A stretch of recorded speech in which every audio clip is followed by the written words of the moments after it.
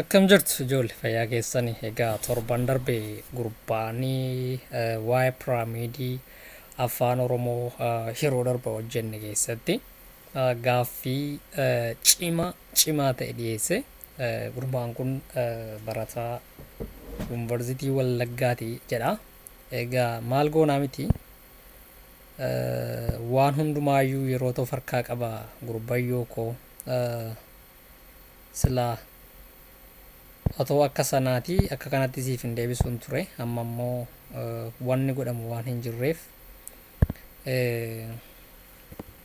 amma tokko siifan deebisa akka siif galutti garuu akkuma inni jiruttan sitti himuu barbaada sababiinsaa waliin dhahamuun qabdu maaliif qormaata irratti yoo booda sirakkise isa takka akkasuma godhe akkan jenneef jechaadha.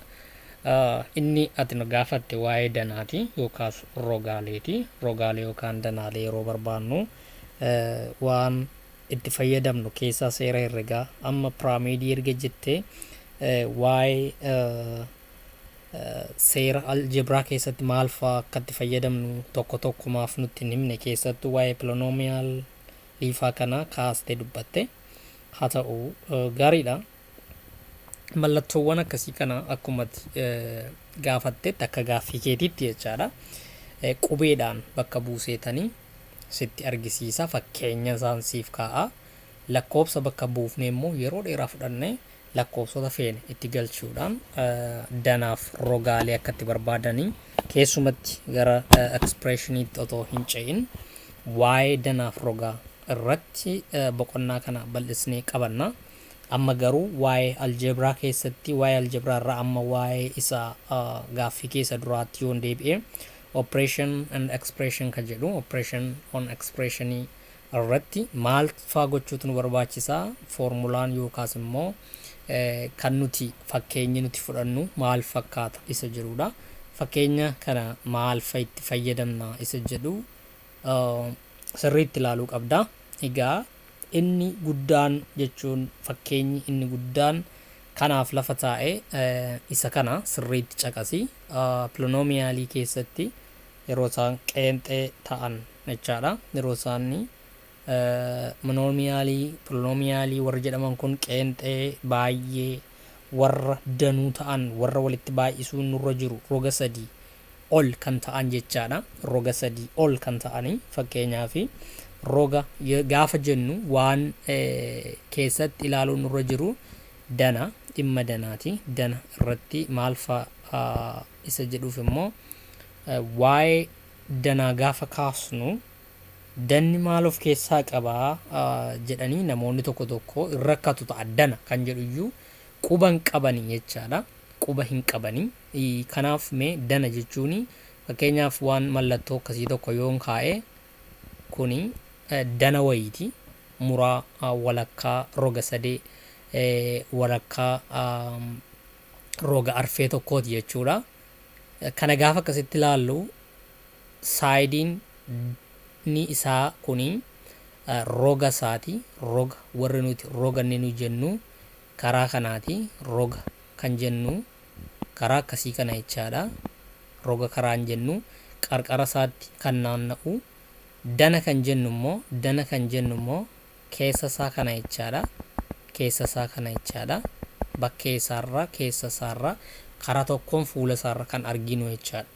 Wanni nuti barbaannu amma egaa maal inni as keessatti ekspreeshinii keessatti bal'isnee gara gaaffiitti deebisnee yeroo ilaallu operations on expressions jenna jechaadha. Wanna jiru tokko jechaadha. Wanna arginu tokko gara gaaffii keenyaatti deebisuu yeroo barbaannutti foormulaa itti fayyadamnu keessaa fakkeenyaaf wanta lama sadii ta'e deebisnee immoo sana walitti daanee yookaan waliin baay'isnee yookaas walirraa hir'isnee kana hundumaa walitti cufuma isaa walitti qabnee hidhuu baay'isuu hir'isuu walitti yeroo daddaballee ittiin hojjennu jechaadha. Mee fakkeenyaaf egaa pooliinoomiyaliin karaa hedduudhaan yeroo walitti naqnee ilaallu fakkeenyaaf asitti wanti nuti amma irraa fayyadamuu dandeenyu maal inni fakkeenyaaf a ida'uu jenne a ida'uu baa ida'uu caa gaafa jennu kun amma wanna tokko hiriiraan jechuun waan wal fakkaataa tokko walitti hida'uutti jirra jechaadha. Fakkeenyaaf saayidiin jalqaba isinitti argisiise roga sadan yoo walitti idaane naannoon isaa sadanuun naannoo isaa sana eeriyaa isaa sana dheerina isaa sana waan tokko kan hojjaadhaan dheeraa akkasii tokko yeroo walitti dadachaafnu fakkeenyaaf kana yoo walitti dadachaasuu barbaade asii qabee dachaasaa yeroo akkas dachaasu yoo akkas gad deebisu jechaadha. Roga sadiin godhee jechaadha. Qeenxee tokkittii kana roga sadiittan deebisee jechaadha. Asitti dachaasee kana sadanuu deebisee yeroo wal qabsiisu jechuudha. Jechuudha kun jechuun waan biraan irra hin jiru amma gaafa laaltan jechaadha. Isa ergi didacha'ee booda wayi tokko irra gaafa geenyu immoo gidduu kanatti kan argamu danasaa kana immoo barbaaduu nu gaafata jechaadha. Kana yeroo laallu immoo eeriyaa isaa nu gaafata jechaadha. Naannoo isaa sana nu gaafata jechuudha. Herrega jechuun egaa akka nuti goone utuu hin ta'in seerumaan kan warri herrega hojjetanii warri herreguma kana uuman taa'anii itti yaadanii akkas yoo godhan akkas ta'a akkas yoo goone akkas ta'a kun yoo ta'e kana ta'a jedhanii waan ta'e tokko irra deddeebiin hojjetanii bu'aa isaa erga argatanii booda kan isaan nama gaafatu jechaadha. Inni kun kan magaa isa kana polinomiyaalii kanatti deebisuudhaafi maal goonaa kan amma deebisnee waa itti daana yookaas waa irraa hir'ifna yookaas waatiin baay'isna yookaan wayifirraa jechaadha. Kabiraadhaaf jechuudha. Mee fakkeenyaaf kana hin baay'isna fakkeenyaaf kana baay'isuu xaa yoo jenne baay'isuu xaa yoo jenne isaan kana a baa fi caa kana ergii walitti idaane xaa kanaan baay'isna jechaadha. Fakkeenyaaf kana gaa qajeeshinee yeroo keenyu akkam ta'a gaa hojii keenya keessatti jechaadha. Foormulaan nuti itti fayyadamuu qabnu kana hundumaa isaatiin baay'isna jechaadha. Kana jechuun maal jechuudha? Kana jechuun maal jechuudha? Akkasitti adeemna jechaadha. Jalqaba kana baay'isna jechaadha. Itti aansinee kanaan baay'isna jechaadha. Itti aansinee kanaan baay'isna jechaadha. Sadanuu kanaan baay'isna jechaadha. Yeroo meeqa? Yeroo sadii jechaadha. Yeroo sadii maal arganna amma? Yeroo sadanuuyyuu kan nuti argannu jara kana deebisnee mallattoo ida'uu kana fuunee achi deemna jechaadha. Inni jalqabaa body mass kan jette faranjiin lafa keessa suni biin braaketiidha kan braaketii keessa jiru jechuudha. Garuu maal inni dursuu qabu multiplication kan jedhu immoo itti jira waan ta'eef kana hojiirra oolchuudhaaf expressions gochuuf diriirsuudhaaf ibsuudhaaf kana qulqulleessuutu nurra jira jechaadha. Utuu walitti ni da'iniin dura akkamsaatti amma galaala kana a baay'isuu xaa gaafa jennu a baay'isuu xaa akkasitti keenya jechaadha. Ida'uu mallattoo ida'uu sana akkuma as dabarsine lama qabna achi keessa mallattoo ida'uu lamaanuu isaa fudhanna. Achiin booda baa baay'isuu xaa isa jedhu kana baa baay'isuu xaa ida'uu caa baay'isuu xaa jechuudha. Inni kun expression operations on explorations achirraa kana diddiigne jechaadha. Gargar diddiinne wannoo kana bal'eessine jechaadha. Bracket isa jedhu kana bal'eessine jechaadha. Bracketii kana gaafa bal'eessinu ammattuu yookaas kan of keessatti jara kana ofitti qabdee jirtu a baaf caa kan ofirratti qabattee jirtu kana bal'eessineerra jechaadha. Ishee gaafa bal'eessine jennu immoo expression in ibsine jechaadha. Maal akka inni fakkaatu a baay'isuu xaa baay'isuu baa baay'isuu xaa ida'uu caa baay'isuu xaa jennee jechaadha. Kana akkasittiin keenya jechaadha. Kana gaa deebinee expressionii kana immoo akkamittiin dheeressina jechaadha. Maalitti dheeressina garamitti dheeressina isa jedhu laalla jechaadha. Multiplicationii sana waa yoo itti daballe amma fakkeenyaaf kara lamatti yoo deebisuu barbaannu gaa maal goona gaa qubee wayii nu barbaachisa amma wayi feena ida'ama isaa barbaanna jechaadha. Fakkeenyaaf a ida'uu multiplication isa baay'isuu isaa feena amma jechaadha. Kana yeroo akkas goonu multiply jechuun sanaan baay'isna jechaadha. Kanaan yeroo baay'isnu bakka kana waan maa ida'u naa yoo jenne number siisaa jechaadha. Isa kana walqixa a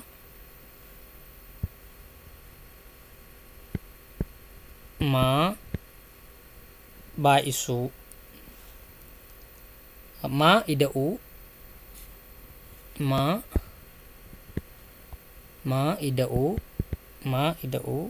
naa yeroo expression goonu yeroo ibsinu jechaadha. Amma inni kun babal'isuu walitti deddeebisuu gargar diddiriirsinee ifa goonee kaa'uu jechaadha herrega hojjechuudhaaf. Otoo ifan godhin yaadumaan hojjechuun ni danda'ama. Garuu yeroo baay'ee hojii sirrii ta'e argachuun hin danda'amu jechuudha. Sababiin isaa kanaaf yeroo waan akkasii hojjennu sirriitti waan irra dhaabbannee hojjennu tokko ibsa isaa itti kennuun nu barbaachisa jechaadha.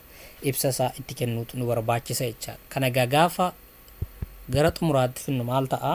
Gara xumuraatti yeroo finnu a baay'isuu maa amma gaa biraakeetii yookaas cuftuu kana bal'eessina jechaadha. Cuftuu kana bal'eessina jechaadha. Ana kanuma as baasnee ittiin baay'isnaa jechaadha.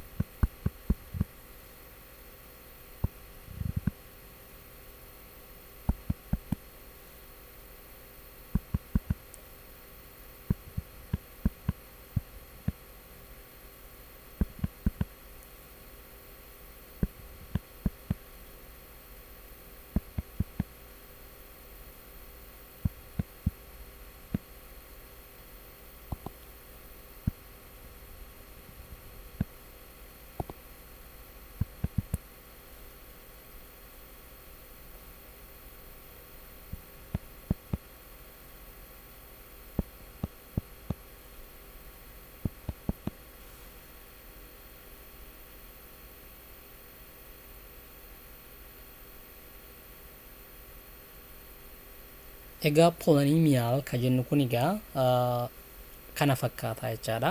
Fakkeenya isaa lakkoobsa itti daddaballee ittiin hojjenna. Ammaaf egaa kana sirriitti irra deddeebitanii yoo qabattan hamma tokko fooyyee laata jechaadha. Hamma tokko fooyyee kenna jechuudha.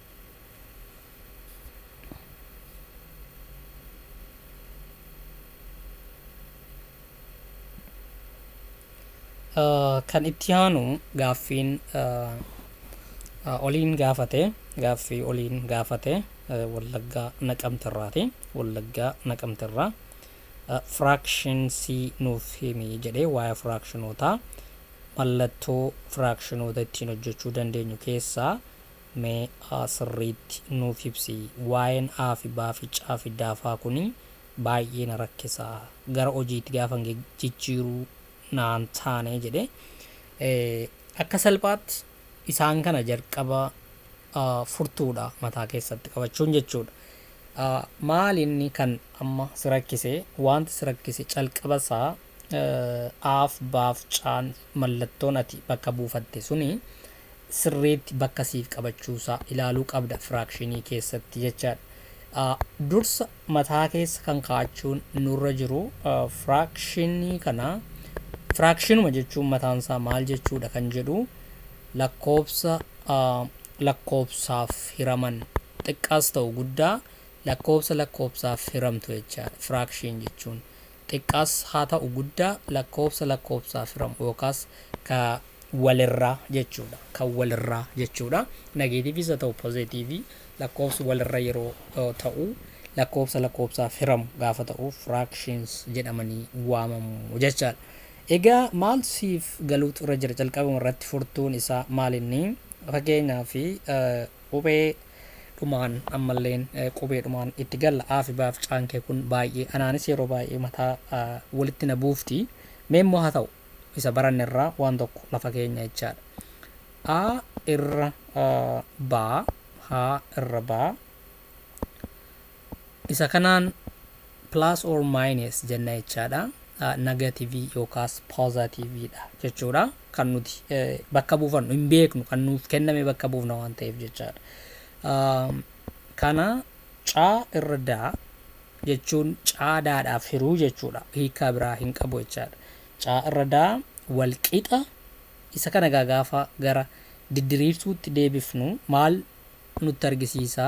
A baay'isuu daa amma aan daa jala caa jala kan jirudha.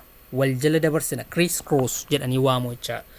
Caa baay'isuu baa goona jechaadha. Caa baay'isuu baa goona jechaadha. Plus or minus jechuun maal inni kun egaa plus or minusiin positive yookaas negative dha jechaadha. Kan nuu kenname itti fayyadamna jechaadha. Caa baa jechuudha. Caa baay'isuu baa hiruu isa jalaa sana lamaanuu akkuma inni jirutti fudhanna jechaadha. Baa daa jechuudha. Baa baay'isuu daa jechaadha. Kun kan nuti mataatti qabachuu qabnudha jechaadha. Firaakshinii eegaluudhaa fi kana mataa keessa kaawwachuutu nu barbaachisaa jechuudha. A hiruu baa ida'uu yookaas hir'isuu caa hiruu daaf jechaadha. Caa irra daa A irra baa isa jennu jechaadha. Sana walqixa jennee A baay'isuu daa wal jala qaxxaamursuudhaan jechuudha. Wal jala qaxxaamursuudhaan kana yeroo hin jedhu wal jala qaxxaamursuun kun eessaa eessatti akkasiin hin jennee fi kana kanaan baay'isna kana kanaan baay'isna jechuudha. Ilaalaa wal jala qaxxaamursineeti jechaadha. Echigaa hojii ishee gaafa gargar faffacaasuu eegallu maal gochuutu nurra jira? A irra baa baay'isuu caa irra daa wal qixa A caa irra baa daa. Yeroo baay'isuu ta'u gaa akkuma inni jirutti dalga baay'isnaa jechaadha. Hiikaa biraa hin qabu. Baay'isi jennaan inni irra keessaa isuma irra keessaatiin inni jalaa isuma jalaatiin baay'ifama jechaadha. Kana jechuun karaa biraadhaan yoo ilaalle A baa caa irra daa yoo jennuun walqixa karaa biraa akka biraatti yoo ilaalle jechaadha. A daa kan ammaa garasiisan hiruu sanaa wajjin wal fakkaata jechaadha. Hiruu wajjin wal fakkaata jechaadha. Maaliif criss cross wal jala dabarsuudhaan jechaadha. Inni kun immoo kan isin ilaaluu qabdan baay'isuu caa jechaadha. Inni kun kan nuti yaadachuu qabnudha. Mataa keessa kana kaawwanne amma gara mallattoo fakkeenya isaa yoo akkasittiin waa bakka buusnee ittiin hojjechuu barbaanne yoo waa bakka buusnee ittiin hojjechuu barbaanne maal nu gargaara kuni? Fakkeenyaaf mee marsaa yookaas geengoo tokko waliin ilaalla. Mee geengoo kana mallattoo kanaatiin haa fudhannu. Geengoo tokko akkasitti yoo hojjenne geengoo kana immoo bakka lamatti yoo addaan kunne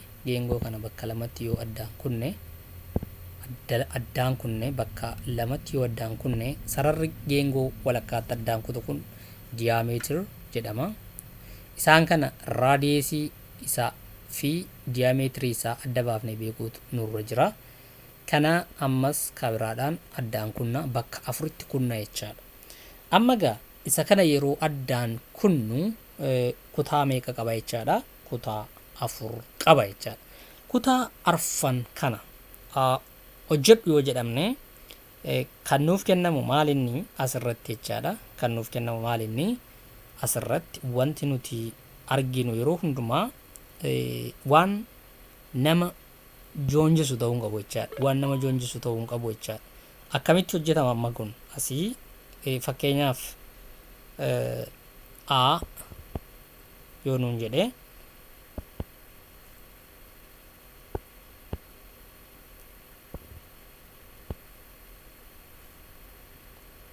a baay'isuu irra caa a baay'isuu baa hiruu caaf kana arfan keessaa jechaadha.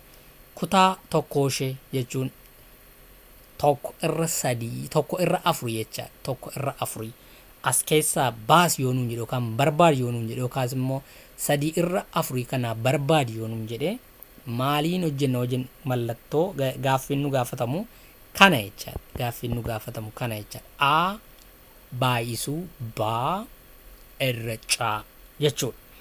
Egaa ilaalaa amma kana akkasittiin didiriirfachuudhaa fi a baay'isuu caa ida'uu wal jala daddabarsina jechaadha. Akkuma silaatti hiruu caaf jenna jechaadha. Kana arfan jechuudha. Sarara keessaa kana sadan tokkooshee kana irraa kunne baasuudhaaf jechuudha. Fakkeenya mee lakkoofsa bakka buusna. Lakkoofsa bakka buusnee waan kana hojjenna.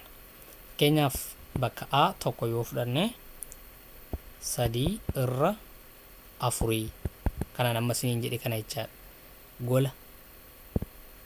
Gola tokkoo kana jechaadha. Gola tokkoo kana gartokkee keessaa walakkaa gartokkee keessaa gartokkee kana baasuu keenya jechaadha. Amma kana barbaanna jechaadha. Achiin wanti nuti barbaannu amma maalii tokko akkan isinii galuuf qubeetti fayyadamaa jira. Baay'isuu afur baay'isuu sadii hiruu afuriif walqixa torba irra afurii ta'a jechaadha. Torba irra afurii ta'a jechaadha. Kana torba irra afurii akkas dhufa jechaadha. Wannoon kun yeroo akkasitti hojjennu mallattoo akkanaatti lafa nuu kaa'aa jechuudha. Inni kun egaa kan nuti ittiin shaakaluu dandeenyudha jechaadha. Yeroo tokko kana arfan kana keessaa kunne baafnu jechuudha. Egaa gaaffii itti aanu waa'ee identity irratti waliin ilaalla. Identity isa jedhu keessatti mallattoowwan jiran hundaa bakka buusuudhaan irratti hojjenna jechaadha. Egaa ammaaf kana irra deddeebi'aatii mana manatti shaakalaa ulfaadhaa. Galatoomaa.